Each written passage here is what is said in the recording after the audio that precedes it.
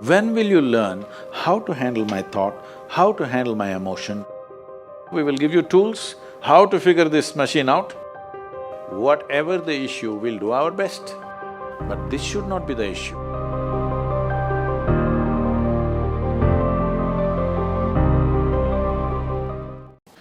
See, this is an unfortunate condition that a whole lot of human beings are in their experience. In their personal experience, life is like me versus the universe. Being in competition with the universe is a stupid thing to do. That's not a competition you must get into. Hello? Me versus the universe is a bad competition to get into. Would you also agree with me? So, this is why yoga does not mean twisting and turning your body. The word yoga means union. Right now it's me versus the universe. This is just your psychological condition. This is not the reality. Even when you feel utterly lonely, are you still breathing? So you're transacting with the world, isn't it? Yes? You only can't get along with the people around you, but atmosphere is okay with you, food is okay if it tastes good, water is okay. You have transaction with the world, isn't it? Your existence is constantly an engagement with the universe, but your mind becomes against the universe. If you create a psychological condition that you're against or you're in competition with the universe or the cosmos, obviously you will feel crushed for small things. Little things will crush you. When I say little things, maybe you failed your examination, maybe you got thrown out of this university, maybe you got fired from a job, maybe somebody ditched you, maybe something else like this happened. These are all small things between life and death. Because you came here with nothing, isn't it? When you die, there is no container service for you.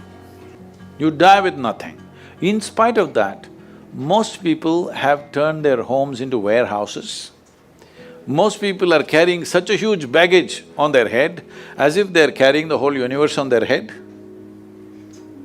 This is their own psychological condition. Your thought and emotion is what you're talking about, right? When are you going to figure out how to handle your thought and emotion? Not hers, not hers, not his, yours. When are you going to learn how to handle my thought and my emotion? At the end of your life?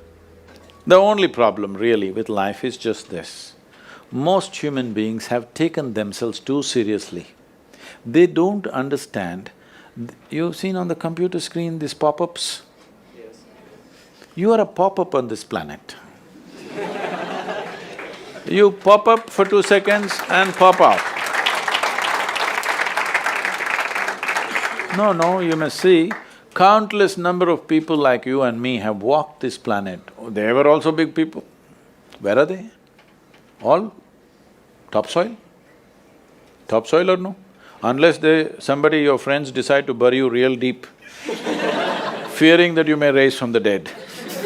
You know, there have been such instances. Or maybe you're planning to go to heaven. Hello?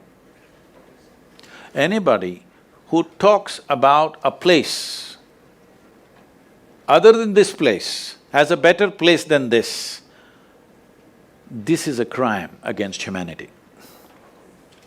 My fundamental work is to destroy all heavens so that people will learn to live well here.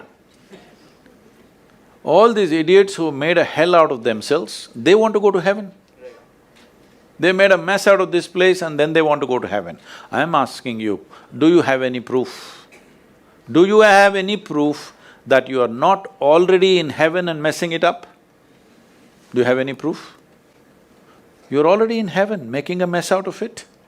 Yes, simply because you are not even learning how to handle your basic faculties of thought and emotion, isn't it?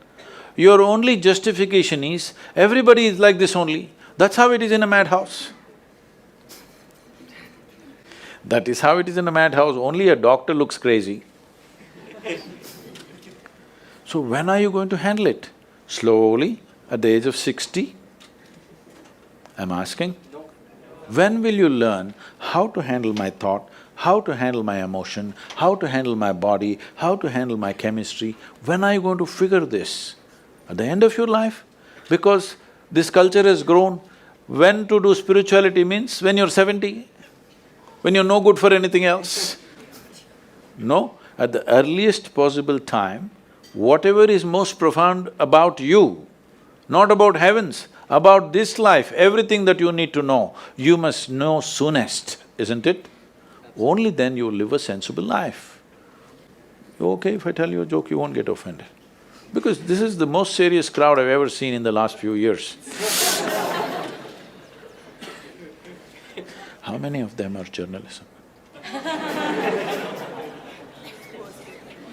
Most of them? Okay.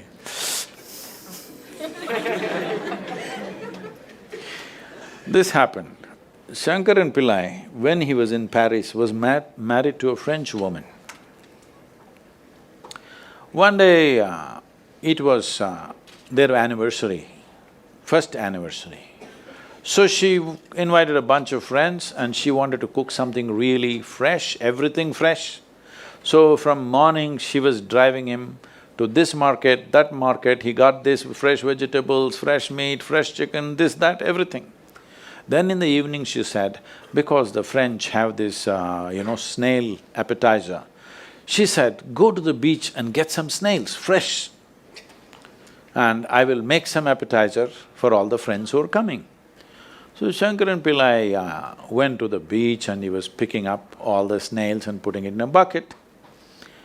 Then he met an old friend, an Indian guy. They hit it off and they were talking about their old times. He just forgot that he's married. You know, when you meet old friends, it happens. And both of them went to a bar and they had a few drinks and he just forgot. Then he realized, then the snails were just climbing out and one snail fell out of the bucket. He realized, oh my God, I'm supposed to take these snails, my wife, French wife, she's waiting. So he said, I need to go, and he went. By then it was already very late. He went, he knew it's not going to be pleasant. So he came near the house and spilled all the snails on the ground, threw away the bucket and went and knocked on the door. The French fury came. He turned back and said, come on you guys, we're almost there, come on, let's go.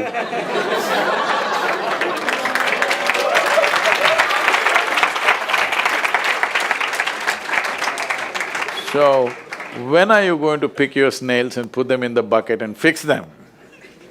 Huh? Your problems, you must fix them, isn't it? These are not problems. I want you to understand, you are not suffering your life. You're only suffering two fantastic faculties that only… It's a privilege of being human that we have these two fantastic faculties. One is, we have a vivid sense of memory. This is because of this memory our life is so rich, unlike any other creature. And we have a fantastic sense of imagination. Now, this is what you're suffering. What happened 10 years ago, you can still suffer. Why? Are you suffering life or memory? Hello? Memory. Memory. What may happen day after tomorrow, you're already suffering. Are you suffering life or imagination?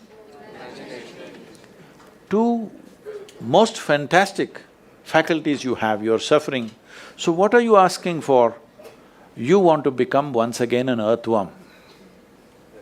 An earthworm is a very eco-friendly creature, I have nothing against it. But it took millions of years of evolution to get you this size of brain, and now you're suffering it. If we take away half your brain, of course you will sit there without any anxiety, without any suffering, peacefully. What we need is, we need to remove your brain, because you're suffering your own intelligence. Yes or no? Yes.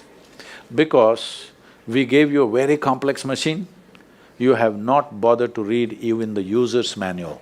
you want to just blunder around. No, young people, it's time you figure out a few things about you. If you don't know how, we will give you tools, how to figure this machine out, because in your life, many issues will come. More issues come up in your life means you're living a more active life. Nothing came up means you're not living.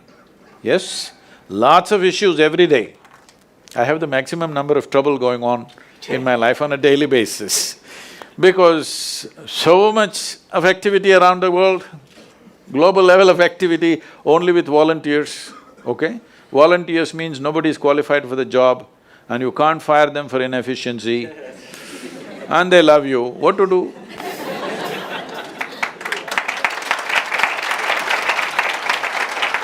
This one thing you must fix, that is, in your life, you are not the issue, okay?